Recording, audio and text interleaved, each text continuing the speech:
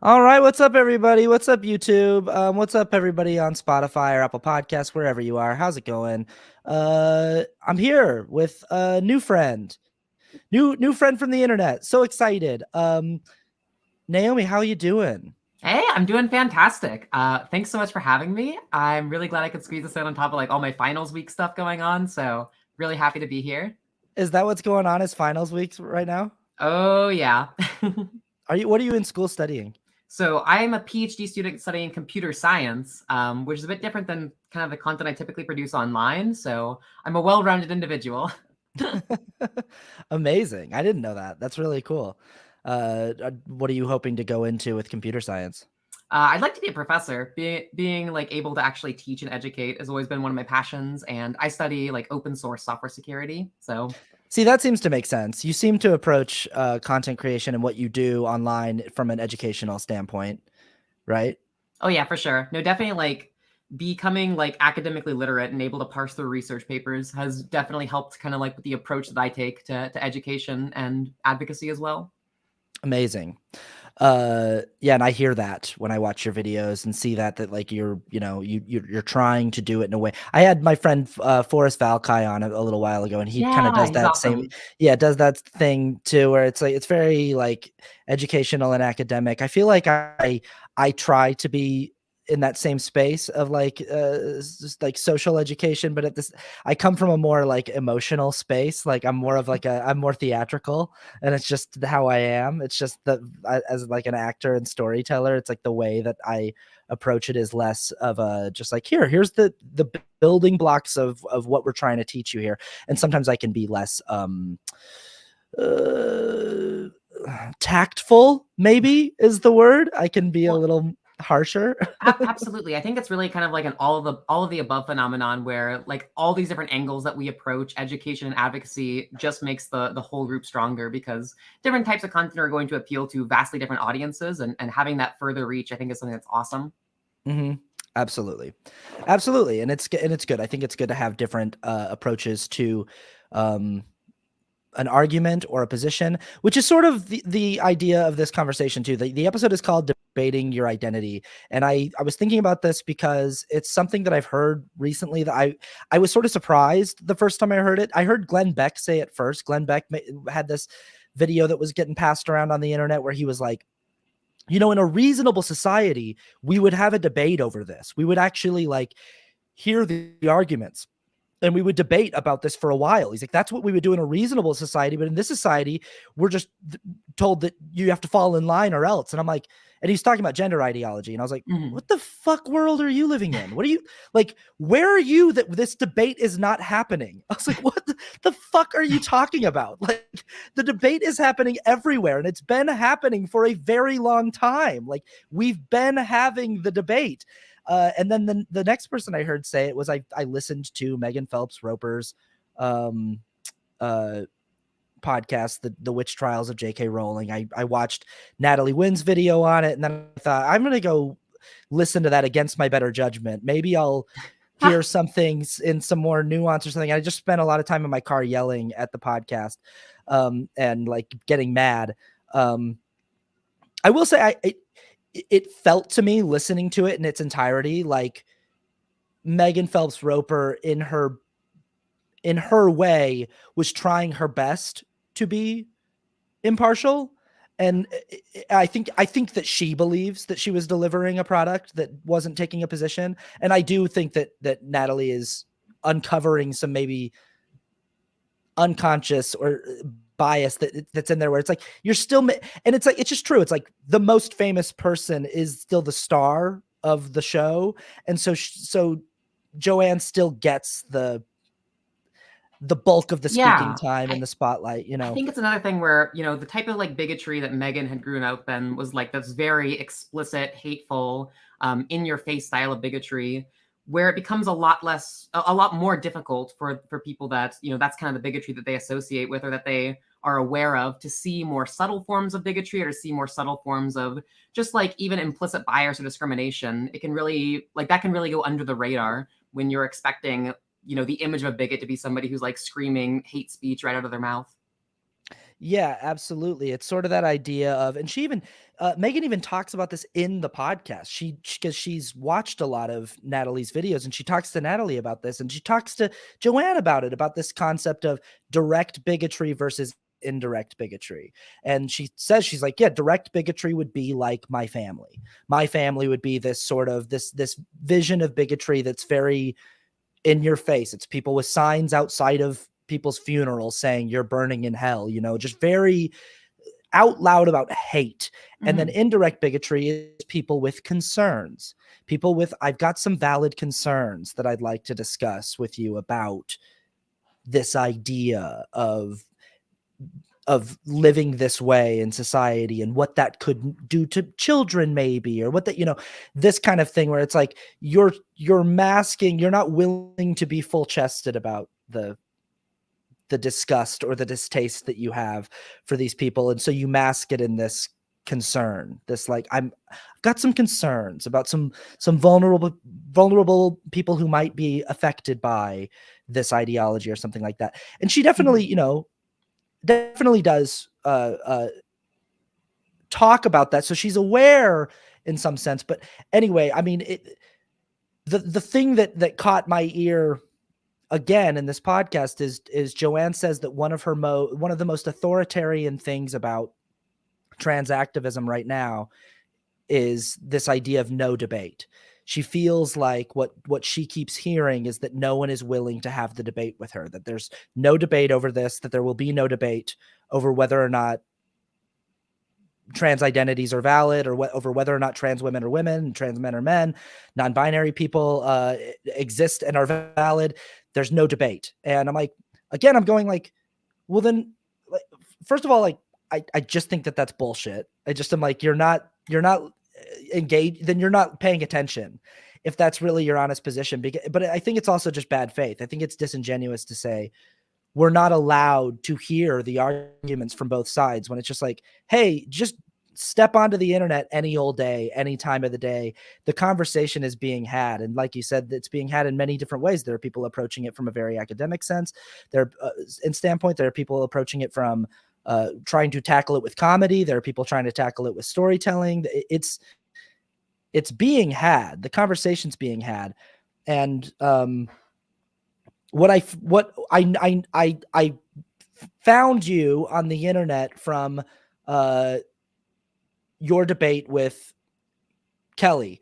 That's how a lot of people found me, for sure. I think it's great that that you got that debate, because you rocked it. I think you kind of rocked her shit.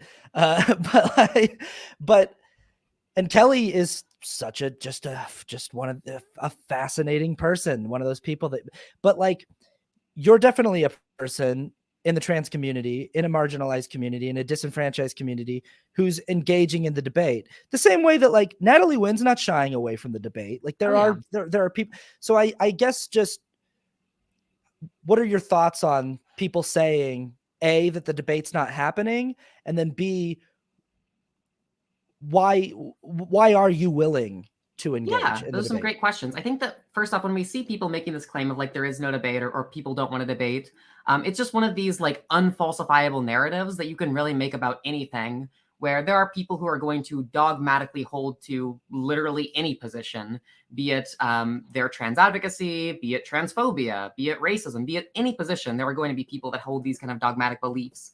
And so you can just, snatch up a couple of anecdotes and try to paint whatever narrative you want about people who don't want to debate. But the truth is that, the left especially is no such monolith. And there are tons of different people out there that want to debate these topics, that want to engage in this style of debate. And I mean, if you don't think that there's trans debates happening, you're not looking, because they are all over the internet right now, especially. And I think that with respect to the other question about why I'm willing to engage in this kind of conversation, I think that once again, it has to go with how we really need this diversity of approaches in order to reach people. I think the debate can be certainly one of these types of platforms where people who are maybe less invested in the topic can now get interested, learn more. And there are some real problems with the debate sphere that I think are totally warranted to bring up, where, debate is not always like the best platform for being the most, point by point education. But I think that debate can be really helpful in planting the kinds of seeds that get people interested in a topic, that get people to look further into things, the kind of things that can really start the process of changing minds. And so, I'm somebody that trans advocacy is very near and dear to me. And just seeing how I think that there's been a bit of a gap in the online left's rhetoric surrounding trans people. And I wanted to offer like a trans perspective to try to build some stronger arguments and rhetoric and reach out to people in that way. And it's something that I think that my unique skill set is really well suited for. And so I want to add that, other diverse perspective to our broad collection of tactics in trans advocacy. Yeah, that's a fantastic answer. And I also want to say, I think it's important to acknowledge this too about the debate, or just the idea of having a debate, that like, and Natalie said this in her video responding to the podcast too. And I think it's an important point to say, like, if there are trans people who don't want to debate the validity of their identity, that's also valid and like, and understandable and okay. It makes sense why marginalized people sometimes, and some certain people aren't interested in having a debate with you over whether or not they should be granted dignity and, the benefit of like personhood and just like, and basic human right. So it's like, I get why certain people are like, no, I don't want to fucking debate this with you. I don't want to go point by point and try to convince you that you should just treat me like a human being, like you would treat any other human being, and just sort of like accept me as valid.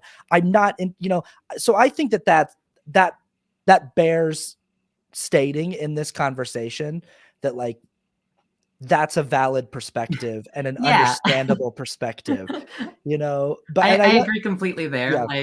Not everybody is necessarily even equipped to have these kind of conversations, or they're not in like an emotional state where it would be beneficial for them to even have those conversations. And so I think that probably my best prescription on this style of topic is engage responsibly and engage in a way that's going to be healthy for your own mental health. And if that means not debating your right to exist, that is completely valid. Yeah, exactly. It's like, when Joe Rowling says, I keep hearing this idea, no debate. I'm like, yeah, maybe you have, like you said, Naomi, maybe she can point to some anecdotes where people said, no debate. I'm not trying to debate you on that. I don't want to debate you on this. But I'm like, but the fact that you seem to be at least perennially aware of your opposition's argument means that you have at some point encountered a form of debate. Someone has articulated the position to you at some point. It's not like every time you've asked the question, how come I just need to accept this? People just said, shut up and accept it. Like you're aware of the positions that exist, which mean that like, yeah, maybe somebody told you, somebody who either didn't want to have the debate for their own personal reasons, wasn't equipped to have the debate, like you said, or just didn't feel like in that setting it would be useful for anyone, for either of you. But like, to say that because of that, because somebody told me I don't want to debate this with you, nobody's willing to debate it with me, that's not, you're not being honest there. You're not being intellectually honest, especially if, I mean, one of the questions that Megan Phelps Roper asks her at the end of the podcast is, she says, she's sort of developed these questions that she's built for herself to test whether or not she's slipping back into old habits and bigotry and things like that. And one of the questions that she asks her is like, that she says she asks herself about things is, am I capable of accurately stating my opposition's argument, or am I simply straw manning, And Joe Rowling's like, yeah, I think I can accurately state my opposition's argument. And it's actually really funny because she says this repeatedly on the podcast. She's like, well, I am aware of what she's like, people say I'm not listening, and I am aware of what the opposition argument is. But then many, many, many times over again in the podcast, and this is when I was yelling at my car, she misrepresents the argument. And I'm like, so either you're knowingly misrepresenting it right there, or you're not aware, or like someone gave you bad information. Like one of the things that she says several times is, she's like, and people are mad at me because I'm just saying that sex is real, and people say that sex is a social construct and that it's a spectrum. And I'm like, homegirl, you're switching the words there. Like, it's gender. We're talking like, one of the foundational arguments is that gender and sex are not the same thing, and that gender exists on a spectrum, and that it is a socially constructed idea, and that biological sex and gender are not the same thing. But she's like, and people are mad at me for saying that biological sex is real. And it's like, so you're either not aware of what the actual argument is, or you straight up are straw manning. You are creating anyway, I just think it's fascinating, people saying you're not willing to engage in the debate with me. And then it's like, well, then how are you even aware of what you're arguing against? How are you even engaging in the debate if if the other side is just saying, shut up, No, exactly. I think that perspective definitely demonstrates how J.K. Rowling is like not even fully aware or doesn't have enough like good faith to actually engage in the debate, because it's not saying that like sex is real or that biological sex impacts the ways in which people live their lives or their medical needs. That has been controversial within any trans circle at all. I mean, as a trans person, I'm somebody who I especially understand myself that biological sex is real, and that I myself as a trans person have unique medical needs because of the reality of how being transsexual has shaped and changed aspects of my biological sex. So it's just so disheartening to see that dishonest like bait and switch tactic. It's really funny too. I lately on Twitter, I've been seeing these takes from TERFs where they're like writing these poems because they're very upset about language like person who menstruates, or cervix havers, or things like they say some of these phrases where they're like, a doctor called me a cervix haver. I'm like, no, a doctor fucking did not. Like, no, that did not happen at a doctor's office, or something like that. Like, but they'll say things like, I'm not a cervix haver, I'm not a person who menstruates, I'm not a person who gives birth, I'm a woman. And I'm like, I know what you're trying to say there through your TERF lens. I don't think you understand that you're inadvertently making an argument for why trans women are women, that like that identity as your gender is much more complex than your anatomical sex characteristics, or like what your anatomical sex means about how your body functions and things like that. Like, you're saying in your poem there that like your womanhood is not simply confined to menstruation, or to whether or not you have ovaries, or whether or not you have like, you're saying that your womanhood is a bigger concept than that. Absolutely, preach. Yeah. So I'm like, it's so funny. I see them saying these things. I'm like, do you get that that's actually the argument? That's actually the position that you're contending with? And then out of the other side of your mouth, right immediately, you're going, but trans women are confined to their anatomical sex characteristics. That is what defines them. That is actually what makes a trans woman a man, is the fact that she was born with certain anatomical sex characteristics. Feminist views of gender for me, but not for thee. Yeah, it's wild. And it's these bad faith engagement tactics, because it's Jo Rowling's portrayal of herself when she's being interviewed by someone in something where it's really glossy and she's got her publicist around it. It's this very like Joan of Arc, like I'm just saying, so I'm just trying to express a valid concern. And anyone listening who is just trying to be open-minded, and because this is a very popular podcast right now, and it's kind of concerning me how popular it is. But anyone who's listening, just trying to get the fuller picture, trying to engage in the debate, might listen to that and go like, yeah, she does seem like she's being unfairly mischaracterized. And the way that she characterizes herself is like, I'm literally just asking some simple questions about like, hey, are we keeping young girls safe in women's restrooms if we're allowing any man who says I identify as whatever to is that, and she's presenting it as this very reasonable question. But like, then you go on Twitter and look at her Twitter account, she's like totally homies with Posey Parker, who's like this massive transphobe who like there's the kitty. That's Raymond. He's such a precious boy. Hi, Raymond. But it's like, so much of her behavior online and so much of her behavior around the conversation and how she's engaging with people who are challenging her is so dismissive and like sometimes outright ugly and like and hateful that it's like, no, but that's, you're disingenuously representing why it is people are upset at you. You keep saying people are upset because you're just asking this question, but people are telling you when you ask that question, there are implications in that question. You're implicating trans people and you're implying that trans people can't be trusted or that trans people are predators. And you're saying like, I'm just concerned about like men. And it's like, yeah, we know that your chief problem is with cisgender men and valid, but like you're also implying that there is something unsafe or you know, and that contributes to, yeah. That's her classic bait and switch tactic where it's, you know, she'll make the extremely intense claim or like point to an anecdote of like some trans person just existing and people being upset about it. I know she went on this Twitter tirade just about the fact that there was like a single trans woman that was placed in like a women's prison in the UK and nothing happened. And then like as soon as she gets criticized for that, she's just going to immediately jump back to, oh, so you like don't care about, you know, like sexual assault in prisons or whatever. It's like, that's not what happened. There was literally nothing that happened with that prisoner. She just existed and she started a controversy with it. So it's always like falling back on like a much easier to defend claim. It's the Mott and Bailey tactic that she constantly employs. It's I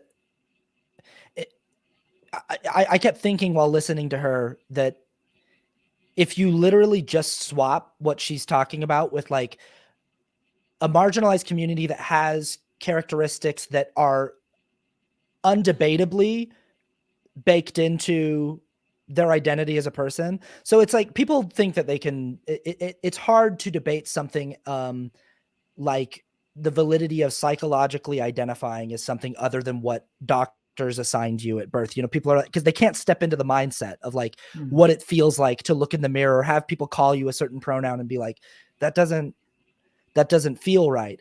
That's a really hard thing for people to understand, especially if they're cisgender. That experience is really hard for them to get inside of. But something like being born with a certain amount of melanin in your skin, just like being born, like people can see it. It's like, yeah, your skin's just a darker tone, a darker shade.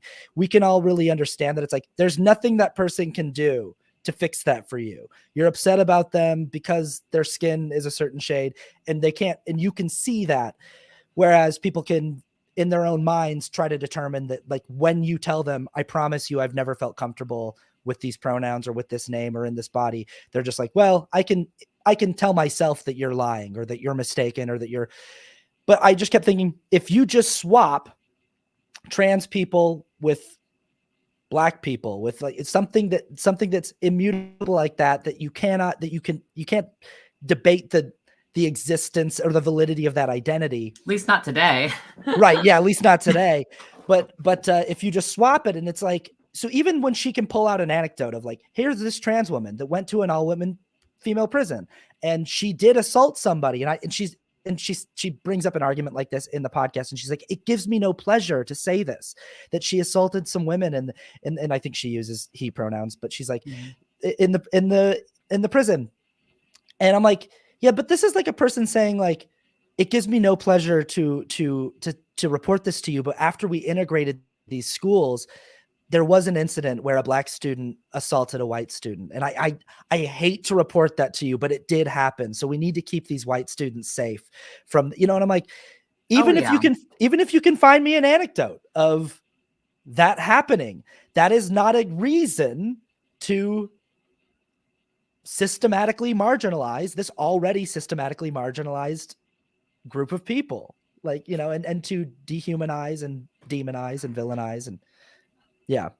No, absolutely. Like, and I think the other thing that shows like just how disingenuous her concern is that like, if you're actually concerned about like sexual assaults in women's prisons, the number one perpetrators are prison guards, not like other inmates. Like that's what the biggest concern is, if that's what we're actually trying to stop and deal with. But I've never seen her once, you know, advocate for, you know, like prison guard reform, for example.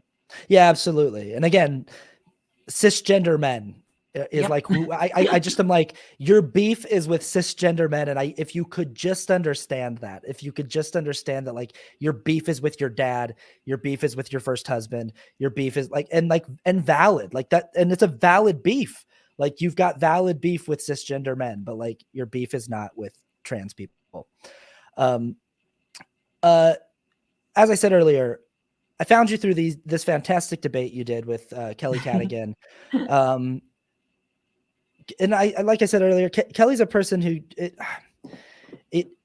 and people like Kelly, the Caitlyn Jenners of the world, the Candace Owenses, even to a certain extent Ben Shapiro, like being a Jewish man who propagates white supremacy, and like whether or not he believes that he does.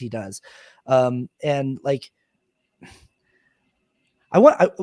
what's your take on an armchair take on what's going on psychologically with a person who understands the process of transition, who understands gender dysphoria, who understands all of these things, and then comes out to like so vitriolically oppose the cause of trans liberation? And what's your take on what's going on there? Yeah, there's a lot going on trying to like psychoanalyze Kelly, but I think that it's really important to start just like, it was just like half a year ago.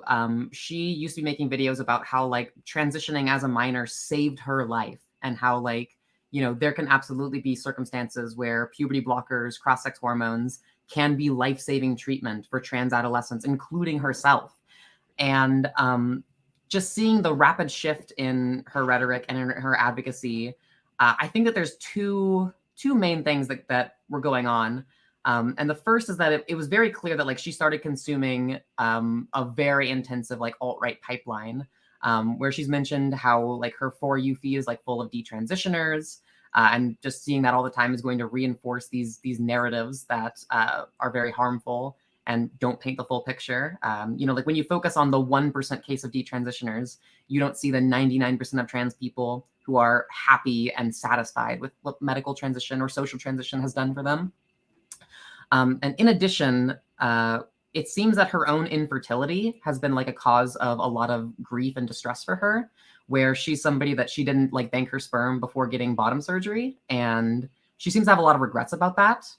And as she was kind of going down this alt-right pipeline, she was starting to be like propped up by a lot of very prominent detransitioners, TERF networks, also like just outright grifters like Buck Angel. And I think that this kind of created a sense of community that allowed her to like double down and triple down into that, where it's like, oh, well, at least these people get me. And these days, I think she's just gone full on the grift. Like she knew after the debate that there's no like coming back as a reasonable person. I know nowadays, like she changed her Twitter bio for her pronouns to be pick/me, and like she's fully in on it now.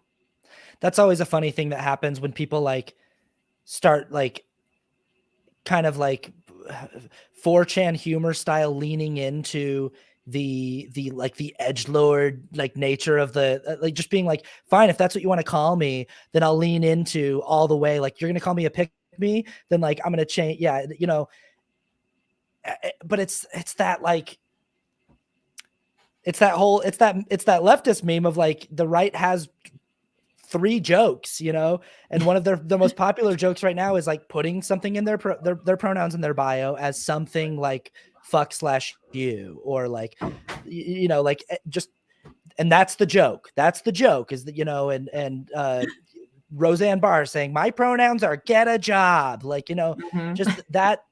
And it's like, it's just such a like lame joke. It's so funny though, because like all 3 of the jokes all just boil down to, I don't like that people identify as like a gender. Like it's literally all the same joke, even though it's like phrased in like 3 different flavors of like the fake pronouns, or like the did you assume my gender, or like the I identify as an attack helicopter. Yeah, exactly. Like it's all the same joke of, I think that gender identity is ridiculous.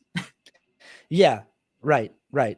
Even though, and this is one of my favorite parts of the debate currently, is just like the idea that like cisgender people are constantly engaging in gender affirming care all the time. Like cisgender people are always doing things to like feel more like their gender. I know so many cisgender guys who take testosterone. So many. Like I don't, but people I'm close to who take testosterone because they feel like it makes them a healthier, more masculine man. And I'm like, that's gender affirming healthcare right there. Yeah. Absolutely, absolutely. And we could even go to like the more extreme examples, like I mean, cis women literally get the exact same types of facial feminization surgery and breast implants that certain trans women get, or like the hair transplant treatments that a lot of cisgender men get. Actually, the big pharmaceutical industry for hair transplants way exceeds like the amount of money in the pharmaceutical industry for like transition related healthcare. Like men's hair transplants make up way more money of gender affirming care and procedures than trans procedures do. Yeah.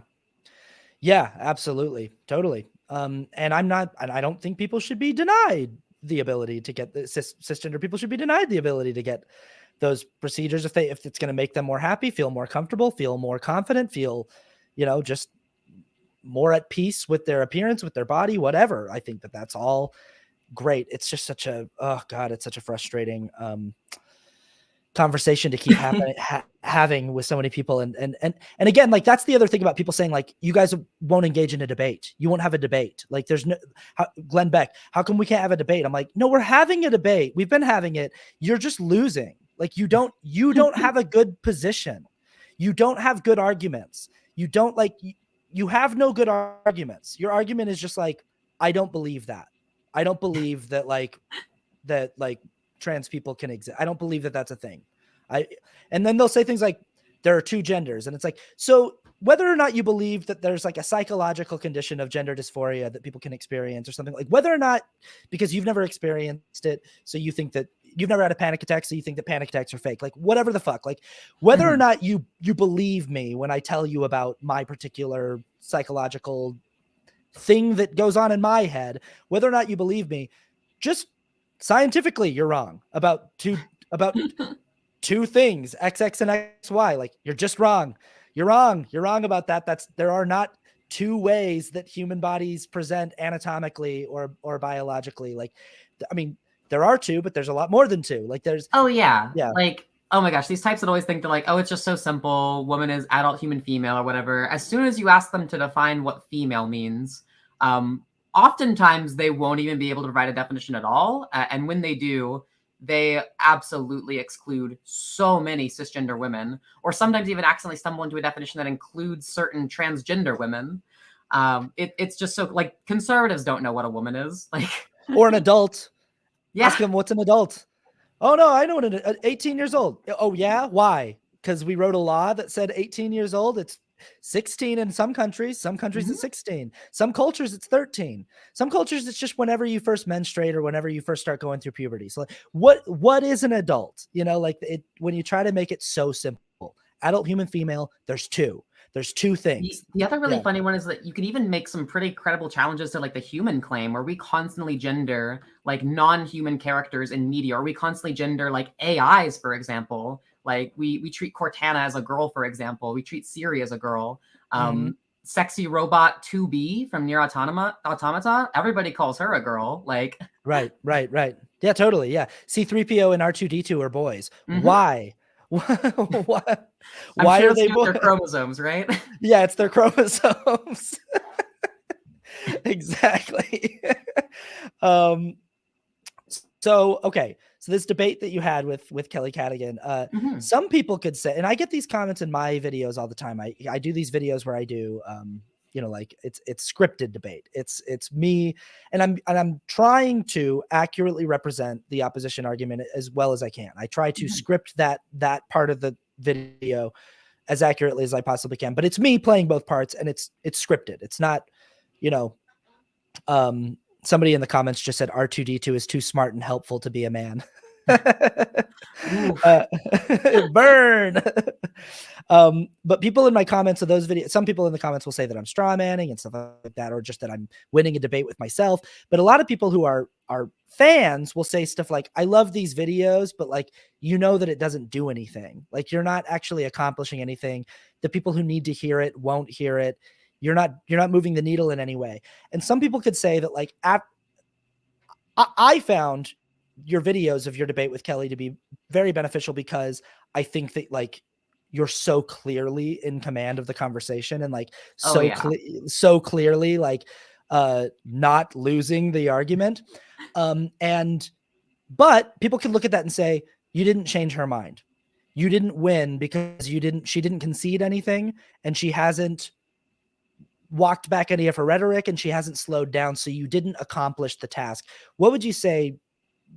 I wonder if you get comments from people like that? And like, Yeah. what is your thought on people who feel like the debate's not worthwhile if you don't convince the other person?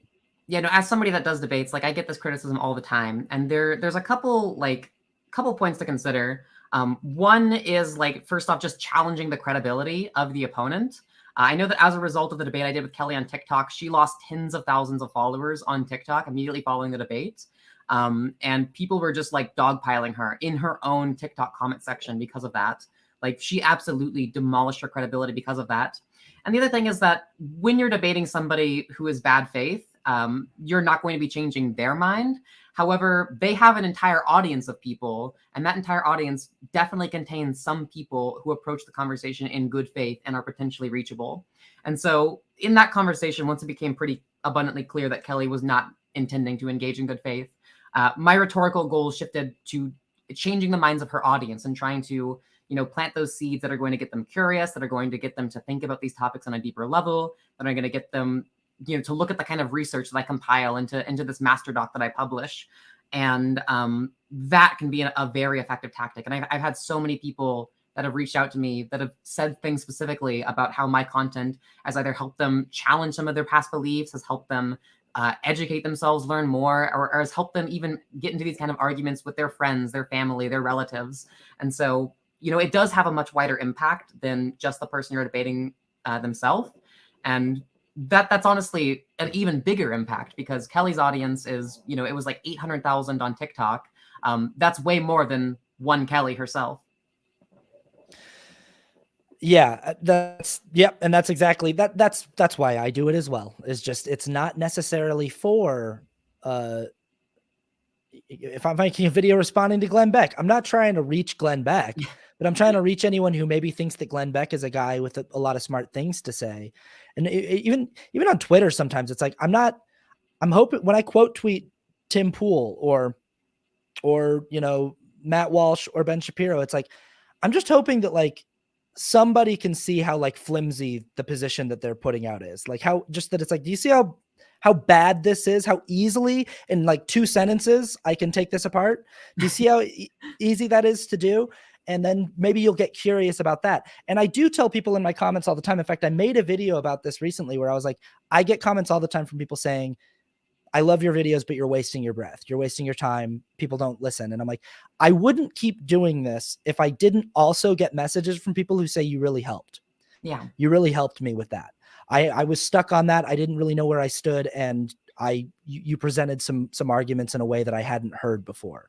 And I think that's the important of having the debate happening in different ways and from different voices and from different perspectives is like tackling it from different angles and just trying to, it's tedious work. It can be, it can be just, there are times where you just feel like, God, I feel like I've said this so many times. I feel like I've said this same thing so many times, but there's always someone who it's their first time hearing it, and Absolutely. it's their first time coming to it. It's maybe the way that you phrase it, it's the first time that they're like, oh shit, I hadn't thought of it like that. You mentioned earlier that some aspects of the way that maybe even leftists or people on the left are handling the debate sphere, you find maybe need improvement, which I think is also, it's healthy to be looking at your own side in the way that people are handling the debate and be able to go, yeah, that's not really useful. There's been some things that have been coming up for me lately.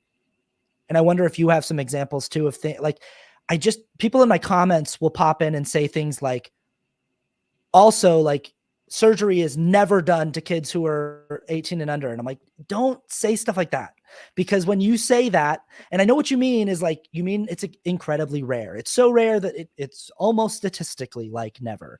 But I'm like, but when you say that, you're just opening yourself up to be karate chopped right in the throat by someone going like, I got an example right here of someone 18 and under receiving surgery or under 18 getting surgery.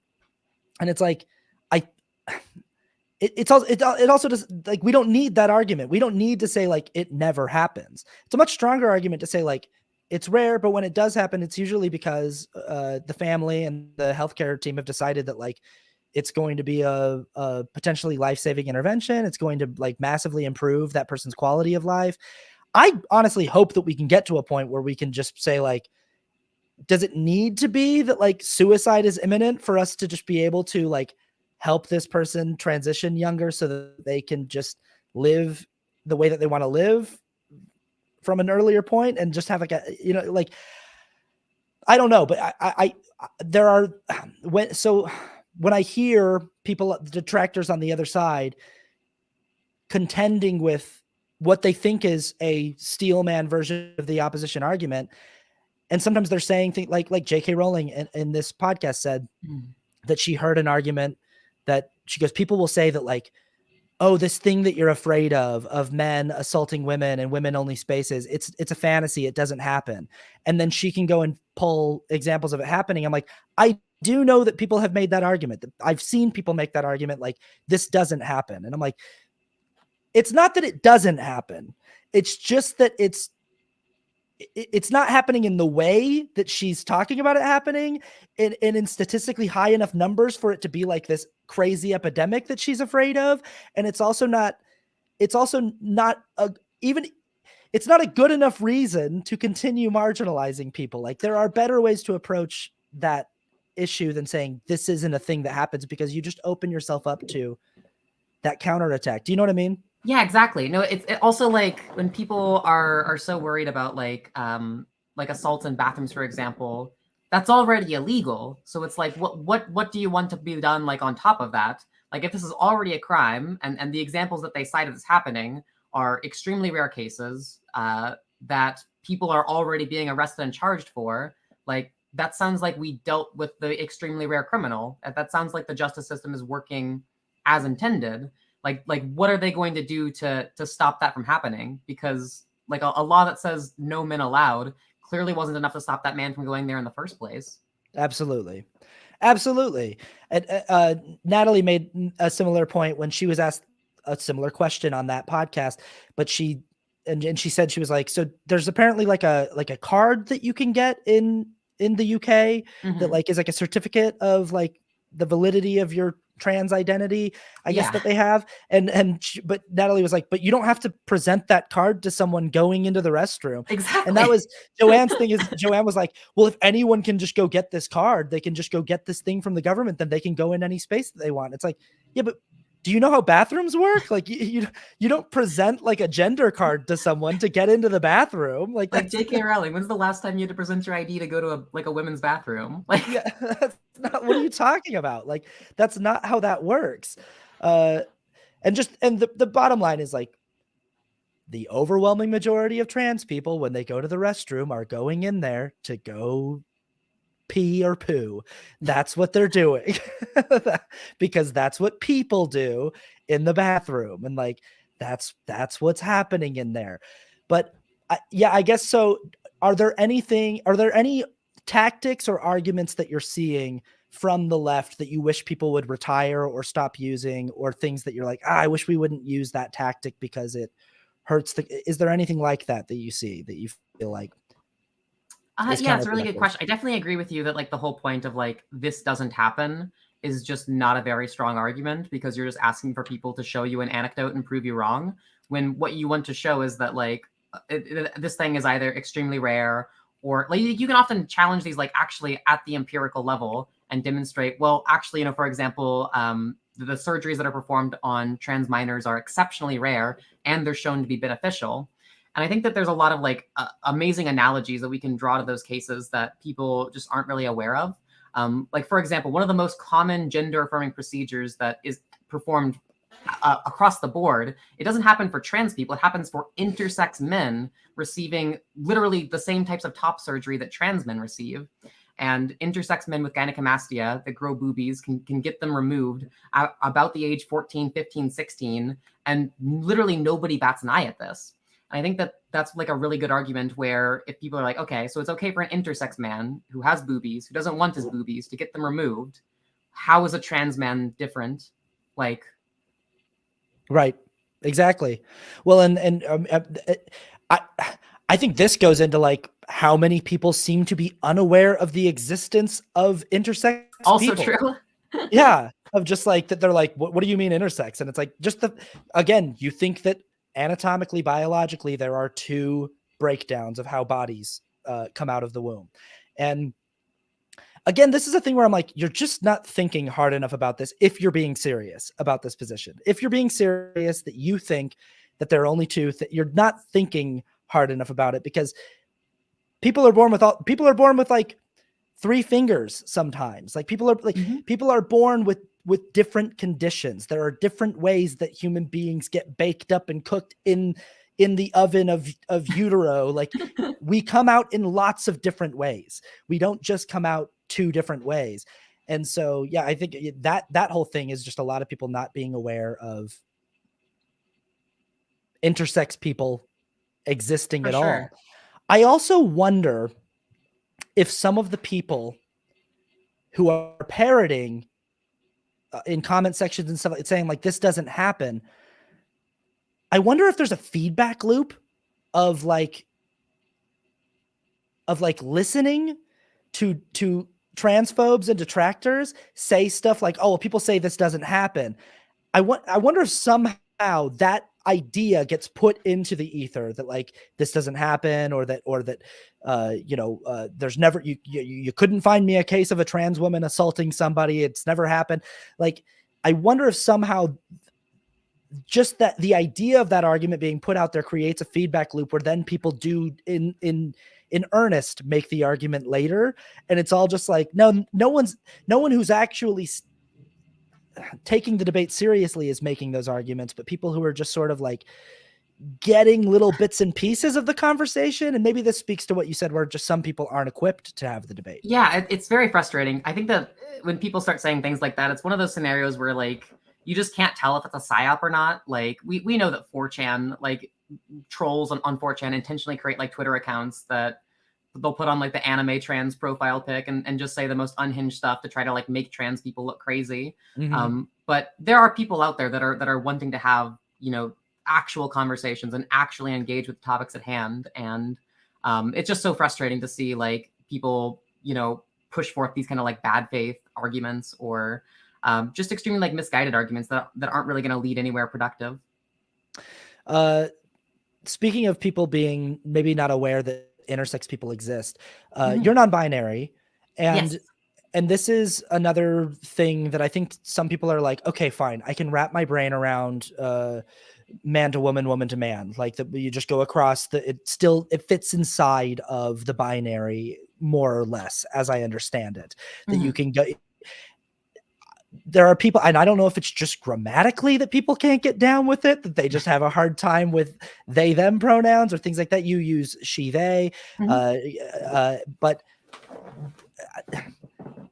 what is your experience as a non-binary person? How do you communicate what the experience of being non-binary is? What's a way to just help people who maybe have a hard time wrapping their brain around where that fits? Yeah, totally. I think that kind of the best way to start is like with clearly distinguishing sex versus gender. And I know that like we often conflate sex and gender just as a culture, as a society broadly. But if you think about like all of the differences that exist between men and women and or males and females, and now let's think about, okay, which of these can we explain fully by biology? The extent to which biology's explanatory power is limited, whatever is left over, that has to be social, cultural, psychological, gender. And once we start thinking about this part that can't be explained strictly by biology, different types of like behaviors or mannerisms or personal aspirations, or just the way you view yourself, it's very clear that this is in no way going to fit into a neat and clean binary framework. And so some people, they themselves might try to they might fit into something that's, roughly along the gender binary. They see themselves that way, and that's great. Other people might, challenge that system from within, being gender nonconforming, and others wish to exist by defining themselves outside of that traditional gender binary in terms of how they view themselves as a person. And that last category would be non-binary people. And I just think it's awesome that, nowadays we're starting to increasingly recognize this phenomenon of third or other gender identities, which has existed throughout so many human societies and cultures for as long as humans have been alive. We can point to numerous examples, including like the Hijra people of India, or various two-spirit populations of Native American tribes, the Mahu of the Native Hawaiian Islanders, and even like the Judaic interpretation of gender, like the one that's described in the Talmud, legally and socially recognizes 6 different genders, which is fascinating. Mm-hmm. Totally. Absolutely. That's a fantastic answer. That's spot on. That's that academic prowess for you right there. Excellent way to describe that. Kelly made a video that I saw. My favorite. Where she was talking about how non-binary people offend her as a trans person because she had to go through all of this hardship to sort of earn her identity and all these different things that she had to go through, HRT and surgeries and things like that. Not that non-binary people don't also elect to go through surgeries and Right. have HRT in certain situations. But she basically said that she felt like a person just waking up one day and going, you know what? I'm going to be in between now. It felt like a slap in the face to anybody who's had to really struggle to get to where they're at, where they're comfortable with themselves. And I wonder what you say to that, to people who feel like a certain level of suffering is required before you get to rightfully claim your place in a marginalized community. What do you think about that? Yeah, I think there's a couple different ways that we can really attack that. And first off is that, the trans experience does not need to be defined by suffering. There are plenty of trans people out there who they just experience their gender as a sense of euphoria, as a sense of joy. We can certainly point to examples of trans people where it's like they were just able to safely come out as trans, live a happy, healthy life, and it's just been an all-around awesome experience of self-actualization for them. And the other thing is that just like the existence of a non-binary person and whatever struggles they may or may not have doesn't take anything away from you as like a trans person. Everybody has different struggles. Everybody has different things that they face, different forms of marginalization. And that just doesn't take away from the ones that you face just because somebody else may or may not experience them. And if you want to talk about marginalizations along the lines of gender, non-binary people share in a lot of those with binary trans people. This expectation that because you were born with a penis or because you were born with a vagina, you should act a certain way, behave a certain way, dress a certain way, express yourself a certain way, that harms binary trans people, also harms non-binary people. We are both marginalized by this same system, which tells us that we have to be a certain way based off of what body parts we were born with. And non-binary people and trans people can make wonderful allies in this fight in tackling these harmful expectations, these harmful double standards that hurt us all. And that's not to say that like we can't talk about differences in experiences between, say, like a non-binary person whose transition is just social in nature versus like a trans person who also medically transitions. I'm a big proponent of bringing back the term transsexual specifically so that we can talk about kind of in the same way that we recognize the difference between sex and gender, we can recognize the difference between transsexual and transgender. And they largely overlap, which is fine and dandy, but it's particularly useful if you want to talk about what some of those unique experiences are, if you want to talk about what some of your unique medical needs might be, based off of how hormones have changed certain aspects of your biology. So that doesn't take away anything from a trans person's existence. And if you want to talk about issues which are unique to transsexual people, you can talk about those. And there are also plenty of non-binary transsexuals like myself. Yeah, that's great. When you boil it down like that, just that when you really strip it back and it's like what you're saying when you're making a binary argument, an argument for the gender binary, that, and this is this immutable thing about society, is what you are saying is that people are expected to fit into a behavioral box that like you need to behave and want and act a certain want certain things for your life and act a certain way and fulfill a certain role in society based on just certain anatomical characteristics that you might have at birth. Nobody actually even knows what's actually going on in your biology. They literally just get a look at your genitalia between your legs, and they make a determination right then and there. Most intersex people don't even know that they're intersex because, you know, the typical assignment of a sex at birth is just based off of a quick check of the genitals, and that's that. I think the statistics we have show that it's like 75% of intersex people don't even know that they're intersex. That makes sense because we're literally just taking a quick look at external presenting sex characteristics.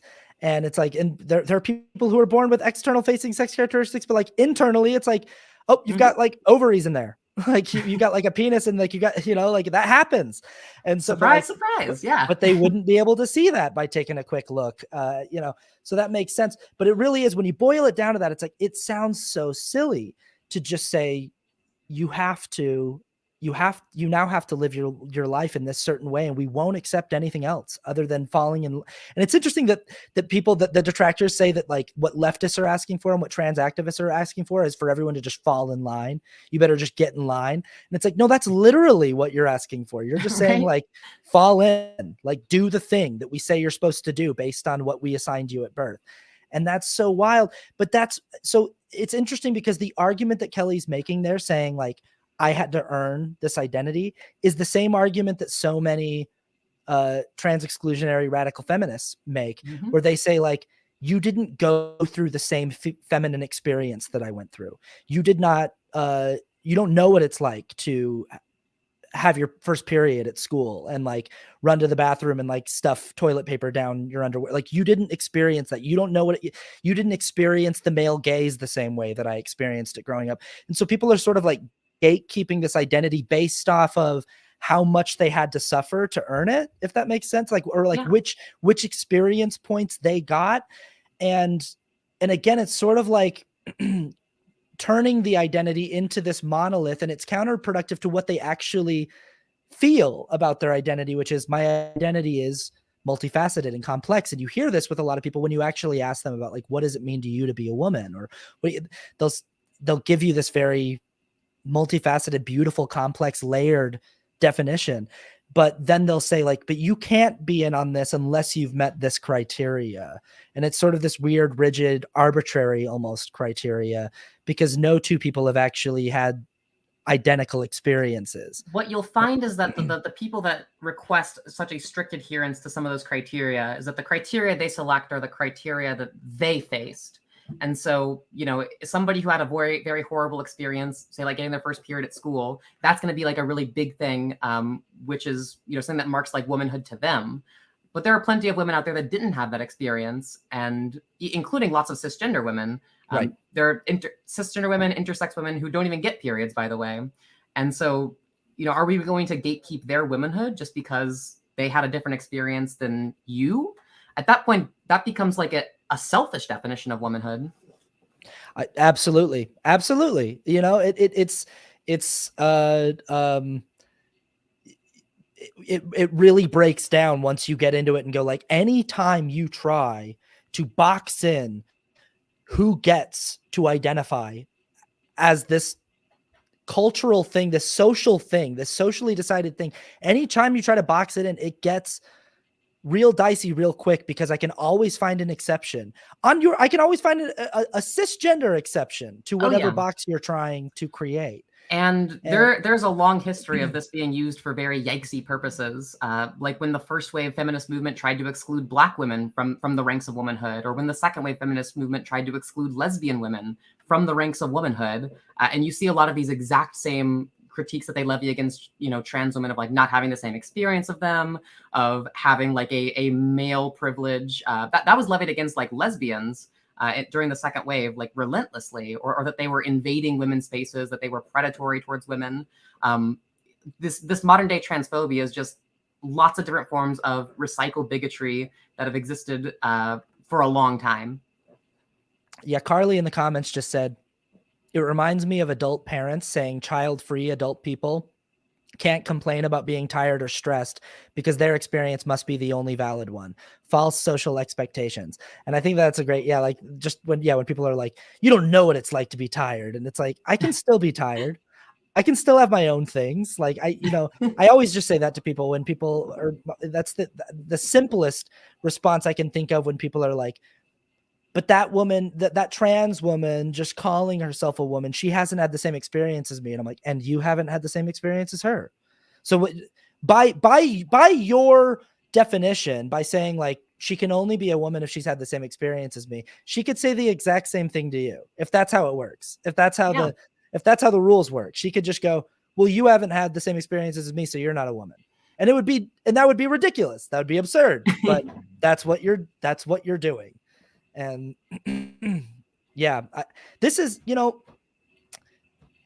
why I think it's important to have this debate, but also it's very frustrating and tedious. And why I get why so many people opt out too, is because I genuinely feel like the debate is being had and it's being won handily by our side. Like I just, every single argument that I try to engage with from the opposition, and I try to be genuinely curious about and really try to give the benefit of the doubt and give its time to breathe and to like sit in my mind to think, like many of them are so bad that they don't last long. But anytime I even try to, it's just like there's nothing really there. There's nothing really there for me to like actually chew on or go like, oh geez, you got me, We're at a point where like once Gen Z becomes, like the dominant generation in power, it's going to be over for the transphobes for at least the most part.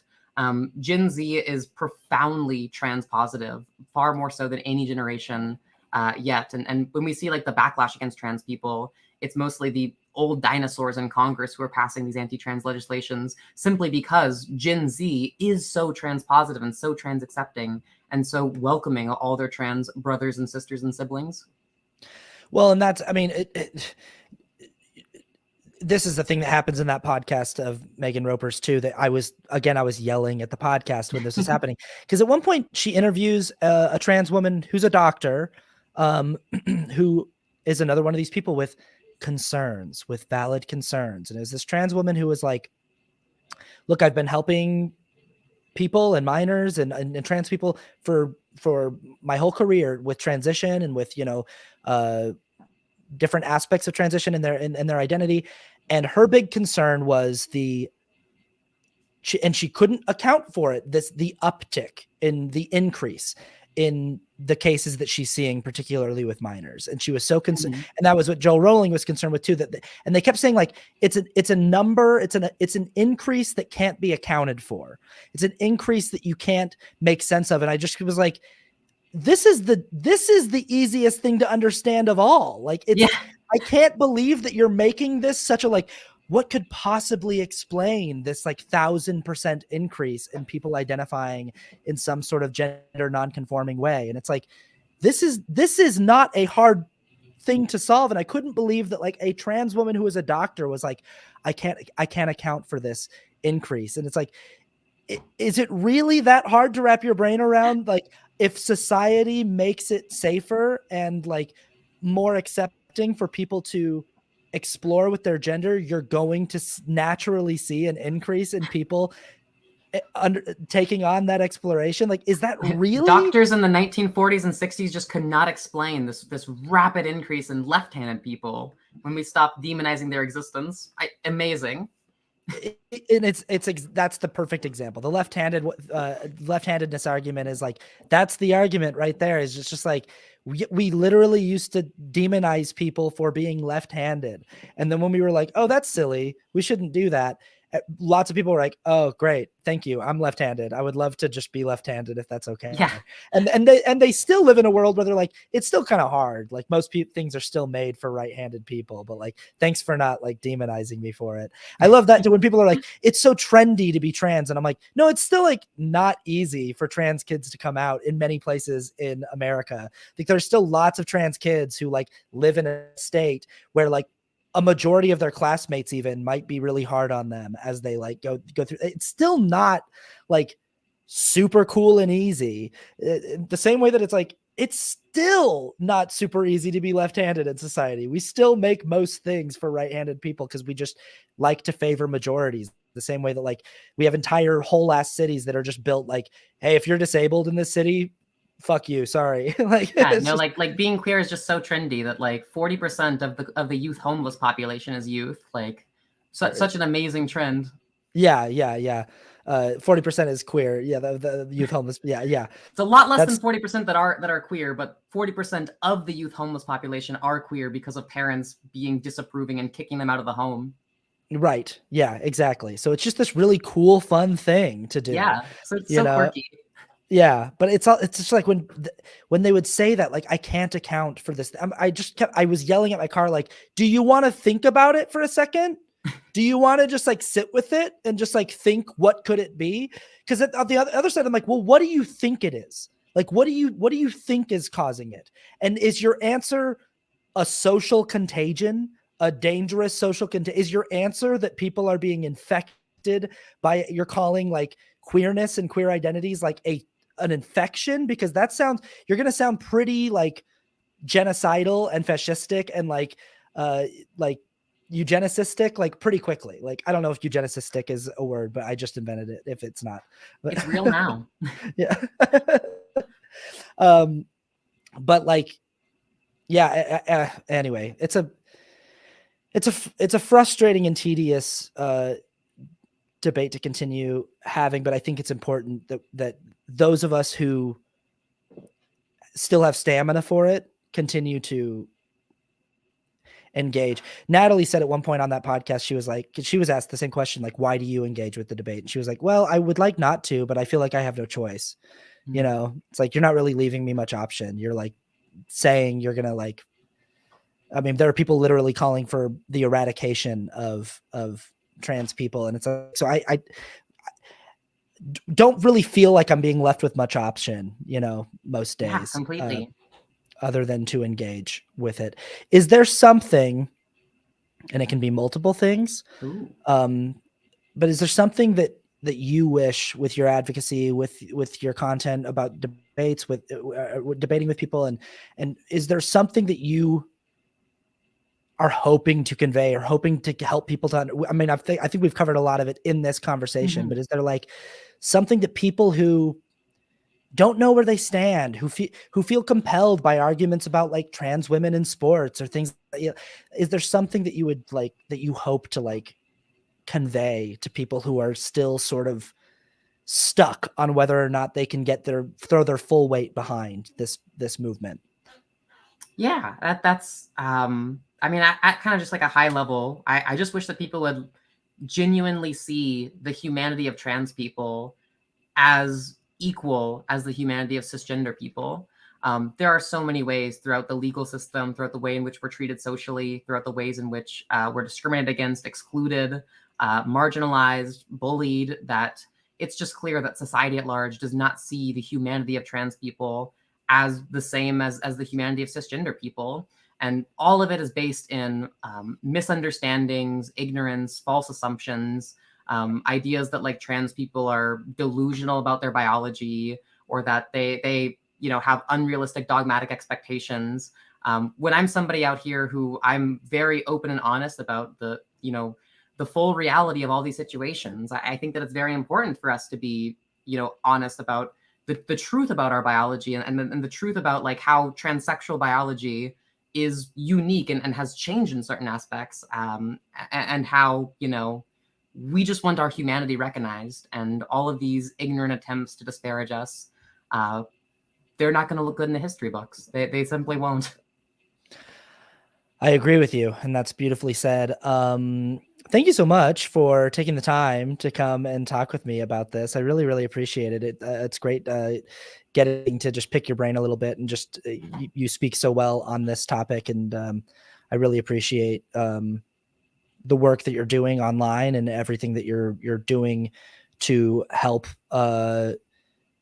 clarify and elucidate the rationale in this position, you know, I think it's so hard to argue that like we're all going to be kicking ourselves in 10 or 20 years and going like, ah, fuck, we were wrong. Like, it's so hard to like imagine that like being on the side of like helping out just historically disenfranchised and marginalized and demonized people is like somehow going to backfire. So yeah, I appreciate the work that you're doing so much. Is you want to tell people where they can find you, where they can follow Yeah, along? And absolutely. yeah. Well, thanks so much for having me on. It was my pleasure. I'm Nominal Naomi. You can just Google search Nominal Naomi, but the primary platforms you'll find me on are TikTok and Twitch and YouTube. I would love it if you checked out my content. I think that you would enjoy it if you enjoyed this episode, and hope to have you in the Nom Nom community. Amazing. Thank you so much. And I'll see you out there on the old internet. All right. Thank you. Bye-bye. Bye.